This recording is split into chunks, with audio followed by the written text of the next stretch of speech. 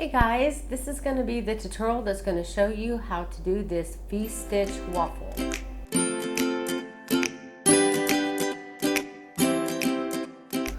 So the question I have with every stitch is, how does it look in solid and how does it look in variegated yarn?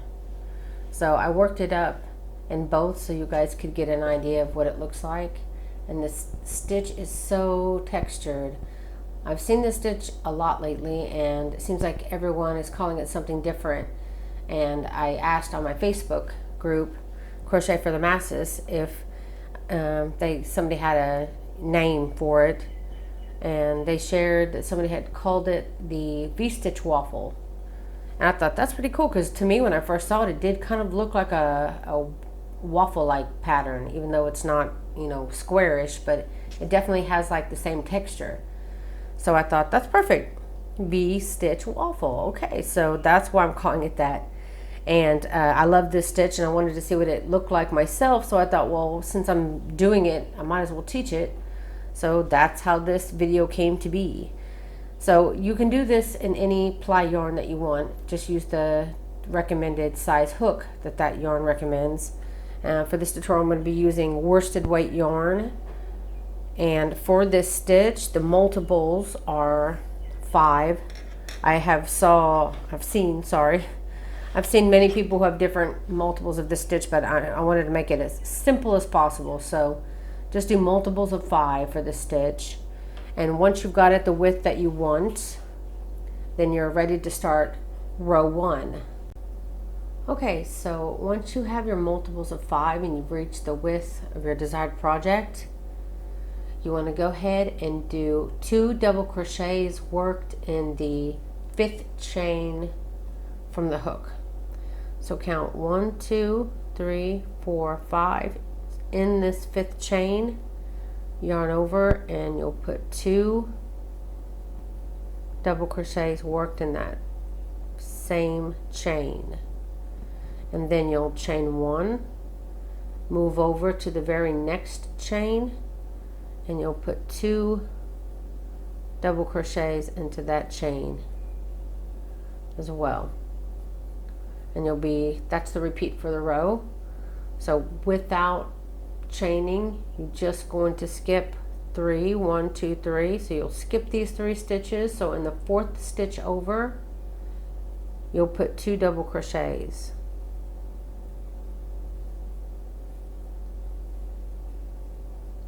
Then you'll chain 1, and then the very next chain you'll put 2 double crochets.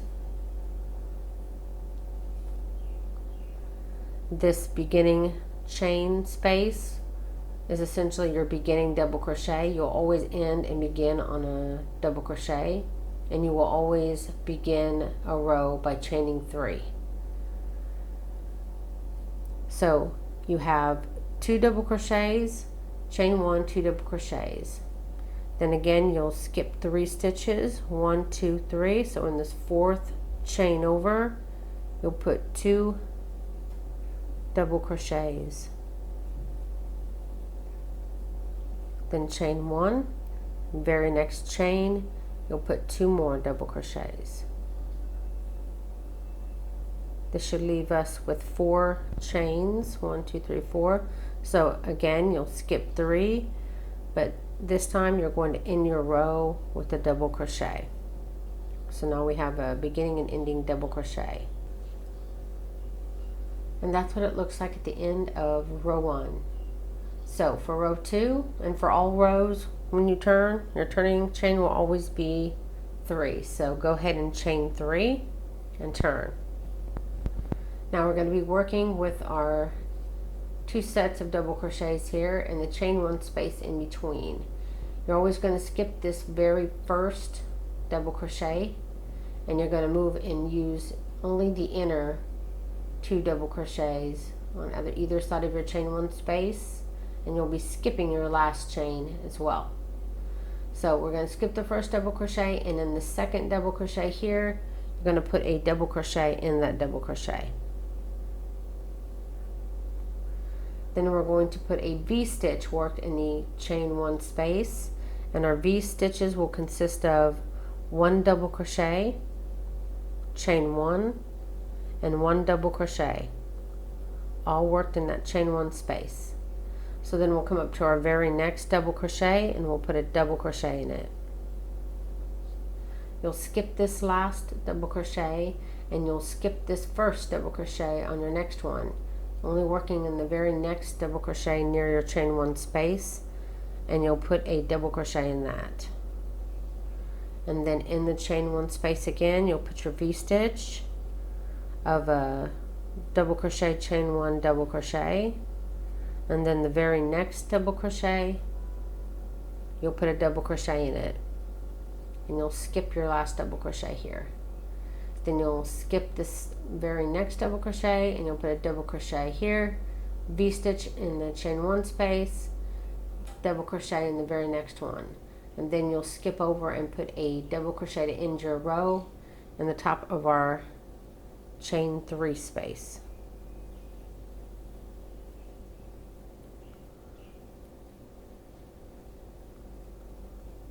So putting my last double crochet here, skipping this last double crochet, ending my row by putting a double crochet in the double crochet, the chain 3.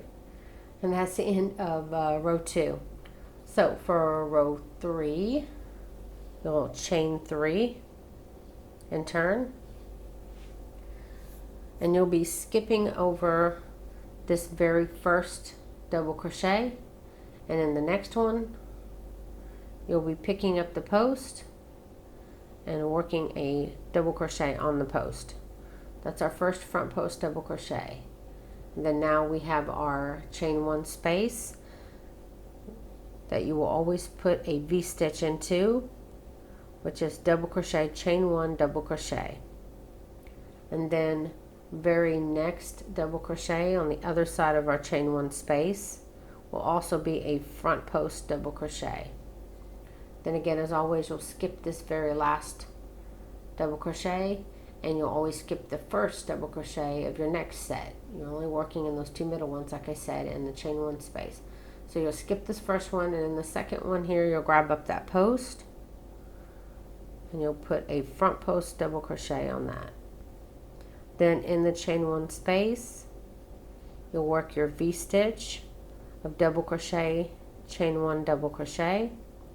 Then the very next double crochet on the post, you'll work your next front post double crochet. Skip the last double crochet of this set and skip the next double crochet of your future set here.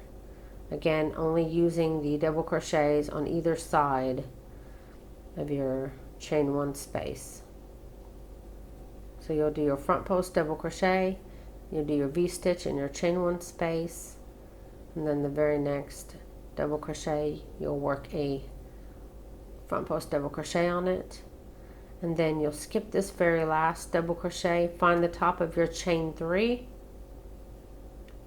and put your ending double crochet there. And that's what it looks like at the end of row 3. So now we'll want to go back to row 2 and repeat. Again, you'll always start with a chain of 3, and you will always be skipping the first and last of each set.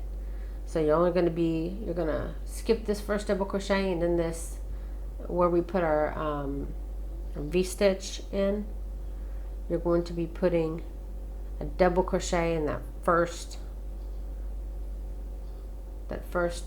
double crochet of our V-stitch from last row, and then the chain 1 space in between will again be another V-stitch. So double crochet, chain 1, double crochet in our chain 1 space, and then the very next double crochet next to our chain 1 space, you'll put a double crochet. Then skip on over to our next set here.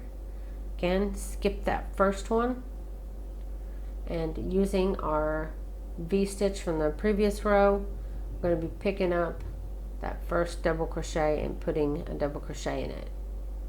Then you'll work your new V-stitch in your chain 1 space, and then you'll put a double crochet worked in that other double crochet of your V-stitch from the previous row, and you'll repeat that down your row. Put my V-stitch and my chain 1 space, and then double crochet in the next. Then you'll skip on over to your ending chain 3, and you'll put a double crochet in the beginning, the top of the ending chain 3. And that's the repeat of row 2. So now we'll repeat row 3. So again, chain 3 and turn. And again, you're going to, this is your beginning double crochet. You're going to skip the first double crochet here of our set, and then you'll put a front post double crochet on the next. Then you'll do your V-stitch in your chain 1 space. Very next double crochet will be a front post double crochet.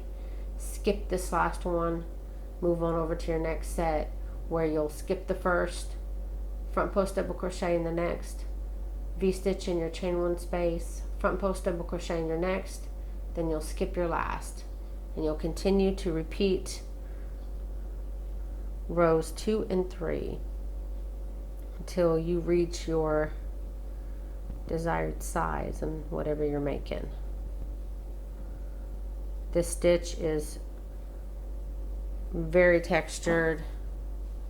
Would make just the most beautiful afghan if you wanted to make, if you're looking for a baby blanket that's textured and easy to make, simple repeats but looks amazing, which is what I usually always go for when I'm trying to make a stitch or crochet project. Something that looks awesome but is simple, that anyone can do it.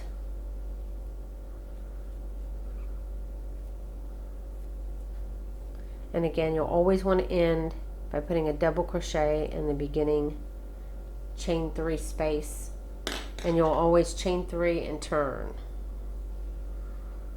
I wasn't paying attention. I hope I was someone in there. Oh yeah, I wanted to show you the back of this stitch.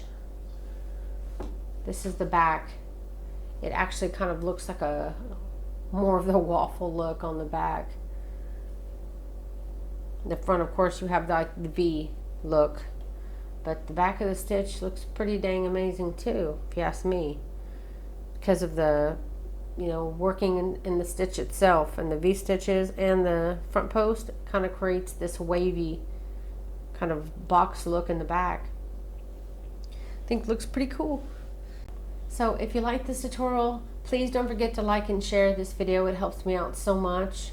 Don't be a stranger. Come over and visit me on my Facebook page, where I am sharing themed posts lately.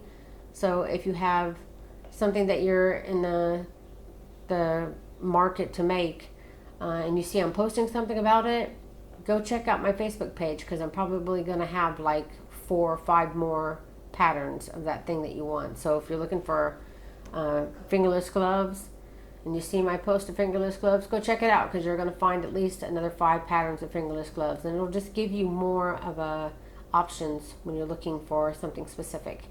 Plus, I share the best of the best that was shared and y'all liked on my Facebook page, and then I'll share the best of the week on my newsletter, as well as any news that's coming out for me, any new patterns that's coming out for me.